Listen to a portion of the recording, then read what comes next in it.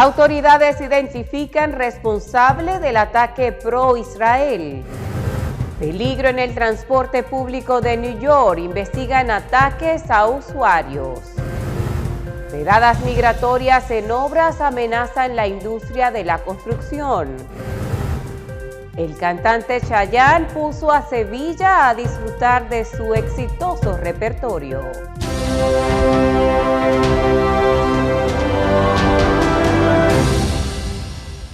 Hola, ¿qué tal? Gracias a todos ustedes por darnos esta grata oportunidad de llegar a sus hogares con nuestra emisión de Noticias al Día. Como siempre, Fanny Luna les acompaña. Las autoridades estadounidenses identificaron al responsable de un ataque durante un evento pro-Israel en Colorado, que dejó 6 heridos y está siendo investigado como un acto de terrorismo. El atacante, Mohamed Sabri Solimán, de 45 años, utilizó un lanzallamas casero para arremeter contra un grupo de personas que se encontraban reunidas en una actividad de solidaridad con los rehenes que permanecen en manos de Hamas en la Franja de Gaza, según informó el FBI. Durante el ataque, Solimán gritó «Palestina libre», agregó el agente especial del FBI Mark Miklek en una rueda de prensa. Los heridos también dice que tienen entre 67 y 88 años de edad. En los próximos días, las autoridades presentarán los cargos contra Solimán. Un menor logró entrar al Aeropuerto Internacional de Newark la semana pasada sin la supervisión de sus padres. Las autoridades afirman que el menor de 2 años se encontraba dentro de la terminal A del aeropuerto cuando se coló detrás del mostrador de venta de boletos de JetBlue el 28 de mayo para acceder a la cinta transportadora de equipaje. Aparentemente, el menor bajó a la sala de equipaje facturando en la planta baja. Según medios locales, los agentes que acudieron al lugar se subieron a la cinta transportadora para localizar al menor. Se enviaron médicos para examinarlo como medida de precaución, pero las autoridades informaron que el menor salió ileso. Aumenta la preocupación para los usuarios del transporte público de la ciudad de Nueva York tras reportes de ataques con tubos de metal tanto en autobuses como en el metro. Uno de los casos más recientes ocurrió en un tren cuando un sospechoso atacó al conductor de 68 años con el tubo de metal y las autoridades creen que podrían haber más víctimas, según dieron a conocer algunas fuentes. Hasta el momento no se ha dado a conocer más detalles sobre este caso. Por otro lado, otro sospechoso es buscado por 3 ataques usando un tubo de metal también. Uno de ellos ocurrió recientemente contra un hombre de 70 años, según dieron a conocer las autoridades. Los otros 2 ocurrieron a principios del 10 de mayo en autobuses del Bronx, dijo la policía, al mismo tiempo que investigan más casos. El Aeropuerto Internacional de Newark reabrirá este lunes una pista cerrada que ha contribuido a semanas de retrasos y caos en el centro de viajes. El secretario de Transporte, Sean Duffy, liderado una conferencia de prensa desde el aeropuerto este lunes para marcar la reapertura de la pista. Una pista de 11.000 pies de largo ha estado sometida a una rehabilitación planificada después de mostrar signos significativos de desgaste y ahora ha sido considerada segura y conforme a los estándares de la Administración Federal de Aviación, según el comunicado de la Autoridad Portuaria de Nueva York y New Jersey. China acusó este lunes a los Estados Unidos de violar la tregua comercial de 90 días acordada por las 2 economías más grandes del mundo, después de que el presidente de los Estados Unidos, Donald Trump, afirmara que fue Pekín quien violó totalmente el acuerdo.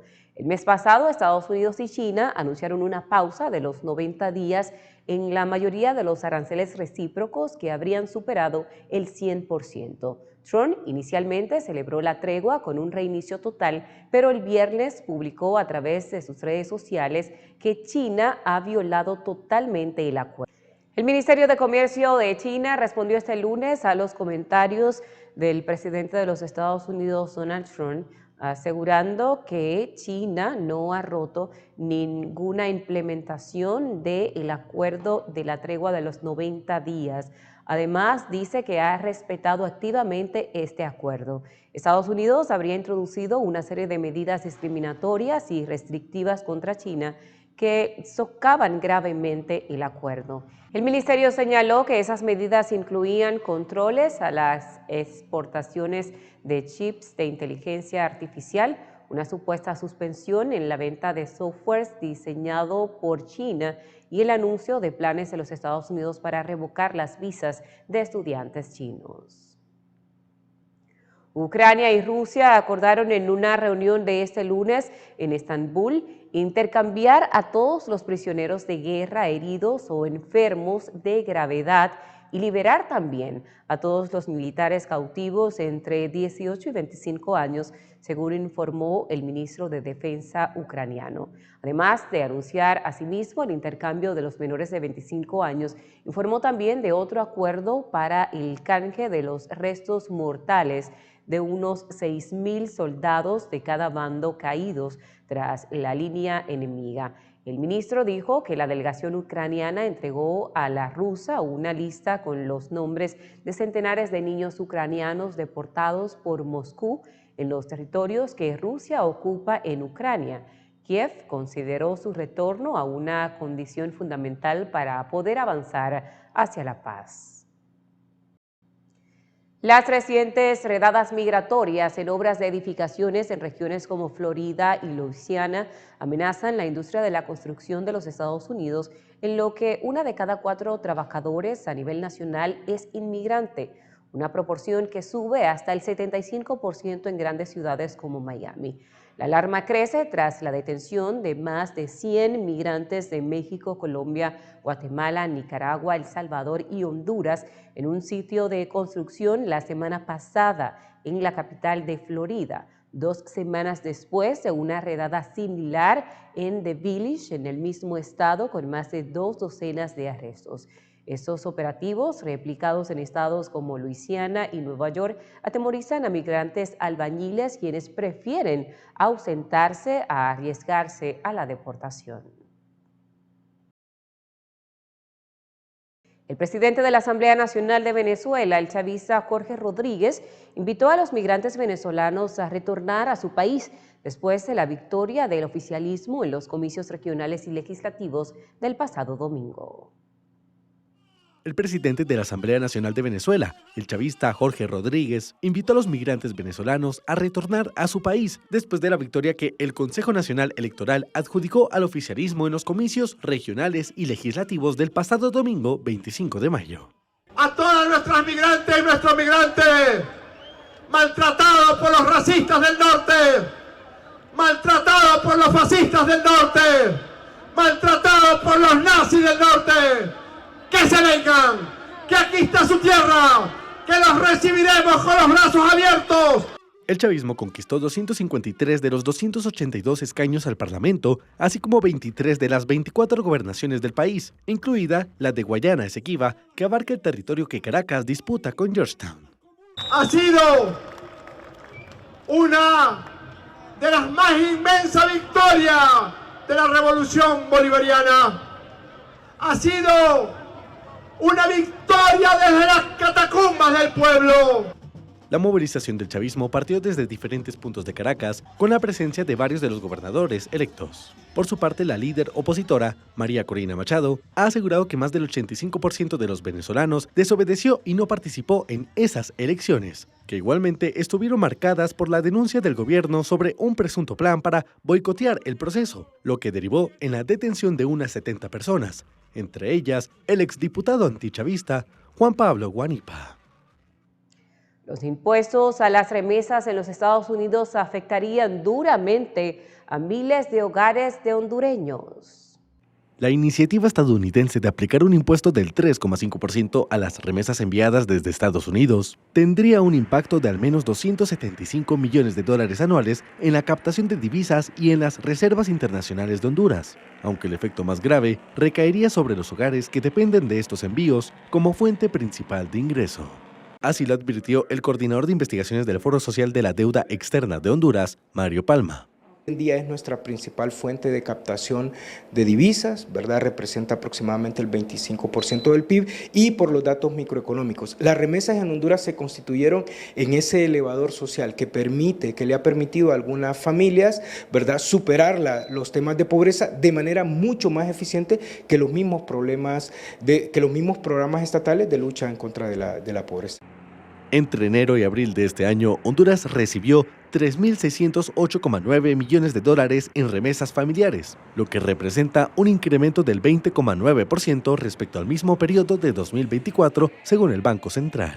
El economista detalló que el 80% de esos envíos provienen de Estados Unidos, donde residen alrededor de 1,8 millones de hondureños. Promedio, los hogares que reciben remesas recurrentes aproximadamente reciben $500 mensuales y le aplicamos un 3.5, serían $17.50 menos. Es decir, los hogares en lugar de 500 recibirían $482, ¿verdad? Esto disminuye su ingreso disponible, por lo tanto afecta las posibilidades de consumo de los hogares.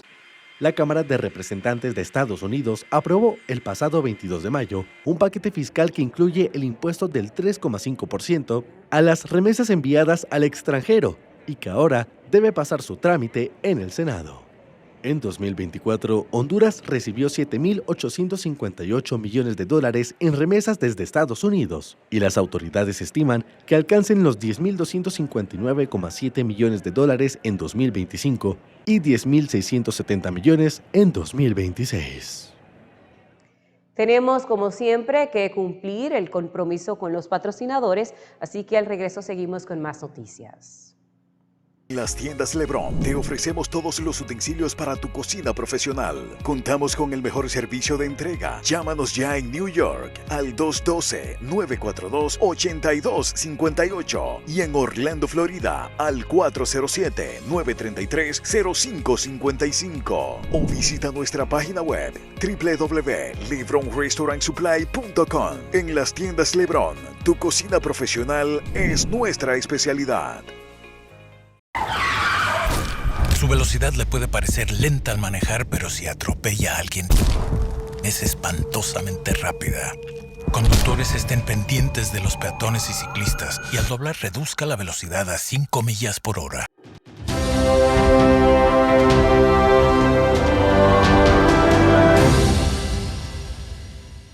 Les agradecemos a todos ustedes que continúen con nosotros. La presidenta mexicana Claudia Sheinbaum acudió a votar este domingo en los comicios para elegir a magistrados y jueces en los históricos comicios para escoger mediante el voto popular los integrantes del Poder Judicial. Impulsados por el gobierno federal, Viva la Democracia, afirmó antes de ejercer su derecho al voto. La mandataria acudió a las urnas cerca de las 9:25 hora local en un centro de votación del Museo de Arte de la Secretaría de Hacienda y Crédito Público en el Centro Histórico de la Ciudad de México. Sheinbaum votó en un hecho sin precedentes, pues por primera vez casi 100 millones de mexicanos podrán elegir directamente 881 cargos públicos del Poder Judicial Federal gracias a la reforma impulsada por el expresidente Andrés Manuel López Obrador. Seguimos hablando de esta primera elección judicial de México que concluyó en este fin de semana con el cierre de las mesas electorales sin que se reporten incidentes significativos, con la expectativa de una baja participación. La primera elección judicial de México concluyó este domingo con el cierre de las mesas electorales sin que se reportaran incidentes y con expectativa de baja participación. A las 18 en punto, hora local, en el centro de México, cerraron las más de 83.800 mesas que desde las 8 en punto de la mañana recibieron a los ciudadanos en el proceso para elegir a jueces, magistrados y ministros. La jornada se caracterizó por la confusión de los ciudadanos para votar, ya que recibieron 6 boletas para la elección federal del Poder Judicial, además de estatales en 19 estados que también renovarán sus jueces locales. El Instituto Nacional Electoral no dará resultados preliminares, pero de acuerdo con la consejera presidenta, Guadalupe Tadei, a las 23 hora local se expondrán las cifras de participación y el conteo total de votos se estima que tardará al menos 10 días.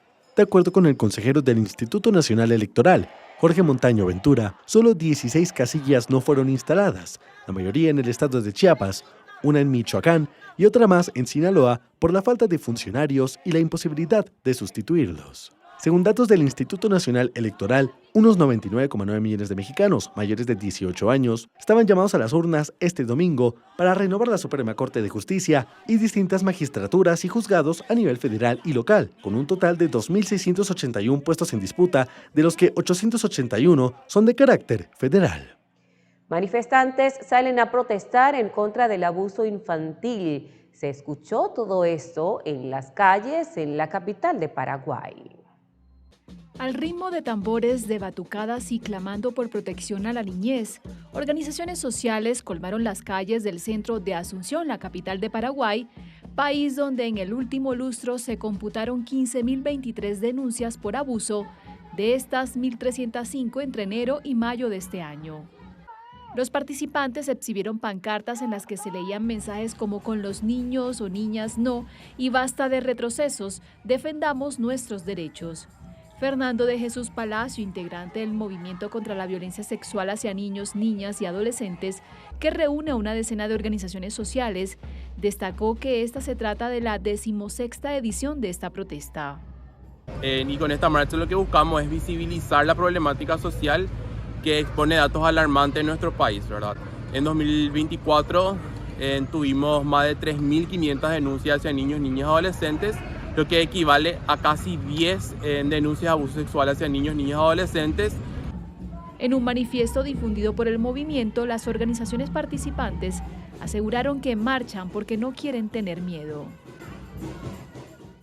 El impacto de la llegada del presidente Donald Trump a la Casa Blanca con el temor a la deportación de miles y miles de migrantes cubanos que lo vendieron todo para irse a los Estados Unidos, es para el escritor cubano Leonardo Padura un elemento catalizador de los tiempos difíciles que vivimos, que compara con una distopía social.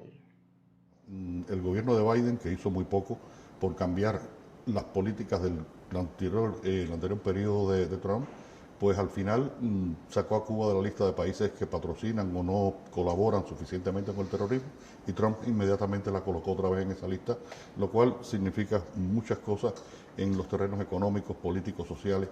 Es una medida que tiene muchos efectos. Y además entonces ha ido recrudeciendo otras posibilidades de cercanía entre Cuba y los Estados Unidos. Ha cerrado las fronteras a la inmigración. Muchos cubanos que ya están en los Estados Unidos, que tenían visas otorgadas por el gobierno de los Estados Unidos, están siendo revocadas esas visas. Un programa que se llamaba visas parol, visas humanitarias, algo así, y algunos están con mucho temor allí en los Estados Unidos. Es decir, estamos viviendo un periodo que realmente es lo que más se parece a una distopía social, porque no se sabe qué cosa va a pasar mañana, cómo va a pasar mañana. Lo de Gaza sigue siendo cada vez más terriblemente difícil, duro, jodido. Lo de la guerra de Ucrania no se resuelve, Putin hace lo que le da la gana. Entonces estamos viviendo un mundo que realmente Trump es uno de los elementos que cataliza esos procesos difíciles, pero son muchísimos más. El presidente de Chile, Gabriel Boric, anunció que pedirá al legislativo que apruebe una ley de urgencia que prohíba la importación de productos procedentes de las colonias israelíes. Y los invito a todos a no pelear entre pueblos,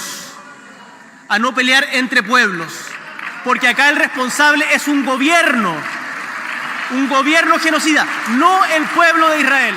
Condenamos categóricamente el terrorismo de Hamás y exigimos la liberación de los rehenes que aún están en cautiverio.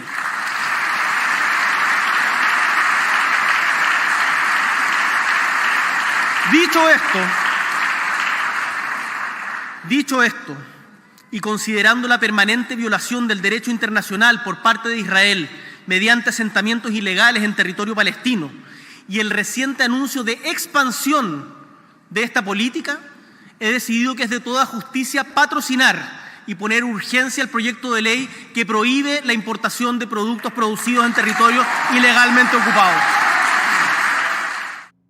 Durante su discurso, con motivo de su última cuenta pública, el mandatario instó asimismo a los pueblos a buscar la paz y calificó a la coalición de ultraderecha que lidera el primer ministro de Israel del gobierno genocida. Tenemos nueva vez que hacer nuestra habitual pausa comercial. Al regreso seguimos con más de Noticias al Día. En las tiendas LeBron te ofrecemos todos los utensilios para tu cocina profesional. Contamos con el mejor servicio de entrega. Llámanos ya en New York al 212-942-8258 y en Orlando, Florida al 407-933-0555 o visita nuestra página web www.lebronrestaurantsupply.com. En las tiendas LeBron, tu cocina profesional es nuestra especialidad. Su velocidad le puede parecer lenta al manejar, pero si atropella a alguien, es espantosamente rápida.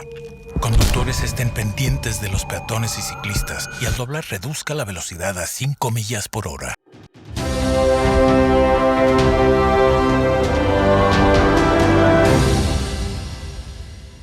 Continuamos con ustedes compartiendo más noticias a través de nuestra emisión. Miles de palestinos acudieron ese fin de semana al corredor militarizado de la zona central de Gaza para intentar recoger alimentos entregados por una organización creada conjuntamente por Israel y Estados Unidos para intentar reemplazar el sistema de ayuda de la ONU en medio de una situación de hambre generalizada. Muchos regresaban sin nada, según se observa en un video difundido por la Oficina de Coordinación Humanitaria de las Naciones Unidas. Las escenas son de caos, ya que no se observa ninguna distribución organizada, mientras que la recogida de cajas con alimentos es resguardada por vehículos y efectivos fuertemente armados pertenecientes a una empresa privada estadounidense de seguridad que alejan a la gente. Incluso se escuchan tiros cuando los suministros se han agotado. Para la recogida, una multitud de gazatíes deben ir por estrechos corredores rodeados de alambres de púa, pero se ve que muchos vuelven con las manos vacías y lamentándose amargamente. El Papa León XIV recibió este domingo la Maglia Rosa del Giro de Italia y bendijo a los ciclistas, a los que calificó de modelos para los jóvenes antes de la última etapa de Roma.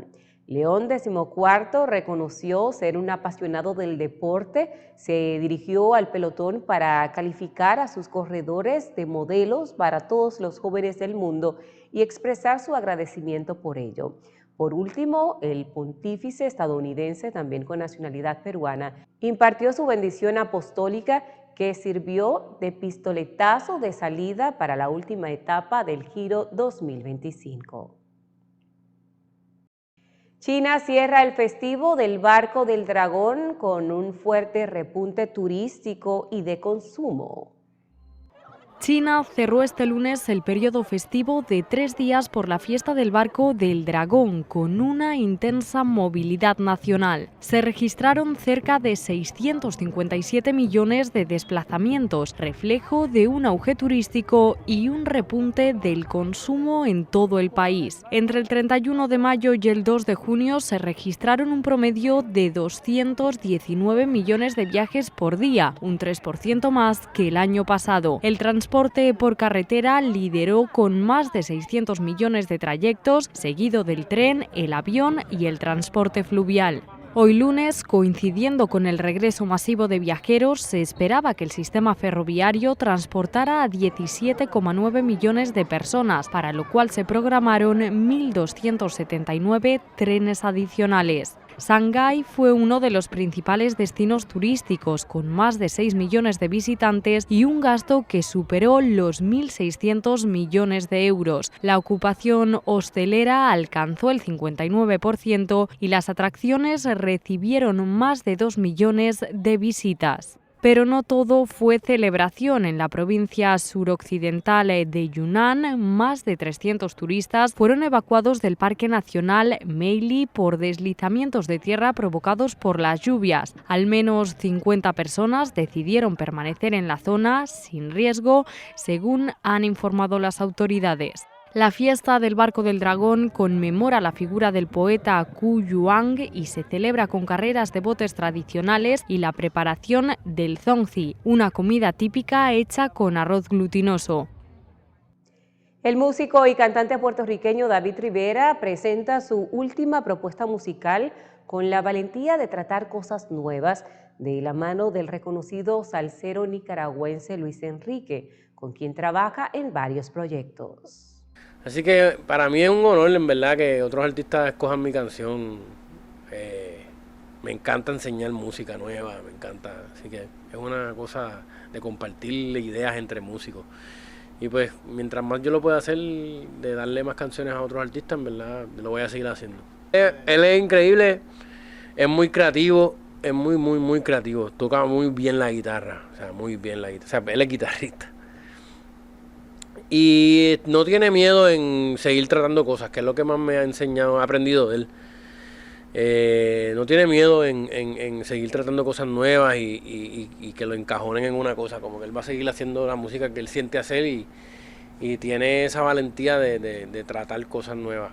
Y pues eso me gustó mucho. Creo que sí, yo creo que la nueva generación quiere escuchar cosas nuevas, cosas frescas que se las presenten de una manera distinta también y que tenga un buen vibe, tú sabes, que se tenga un buen ambiente, no necesariamente tiene que ser algo con virtuosismo. Si tiene un buen ambiente y el vibe y me hace sentir bien, yo creo que la gente conecta con eso y eso es importante. Y mi música lo tiene las dos, tiene el virtuosismo y tiene también esa conexión de vibe, tú sabes, y de ambiente. El cantante Chayanne puso a Sevilla a disfrutar de su exitoso repertorio en un concierto por todo lo alto en el Festival de Sevillas, que su presencia se da todos los años y se ha convertido en un ícono en este festival. Chayanne abrió su concierto en el Icónica Fest de Sevilla con una clara invitación: bailemos otra vez. Y las 16.000 almas que se dieron cita en la Plaza de España, como si fueran una, siguieron los pasos del puertorriqueño sin dejar de cantar sus pegadizas canciones. El espectáculo estuvo a la altura de la expectación generada por el artista, que en algunos momentos reunió hasta 20 personas en el escenario, siendo la mitad del cuerpo de baile. 5 pantallas, 3 propias y 2 verticales que pone el festival, permitieron seguir cada uno de sus golpes de cadera.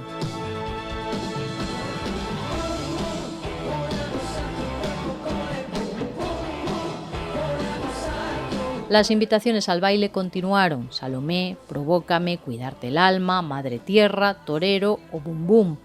Y como si la capital hispalense supiese de la cita con Chayanne, dio una tregua y ofreció una noche primaveral ante la prevista subida de temperaturas del fenómeno caribeño, que no defraudó. Tampoco lo hizo el público, que siguió el ritmo al incombustible Chayanne. Gracias a todos ustedes por acompañarnos en esta emisión de Noticias al Día. Fanny Luna les saludó a todos ustedes en nombre de todo nuestro equipo y reiterarles el compromiso que usted tiene con nuestra programación.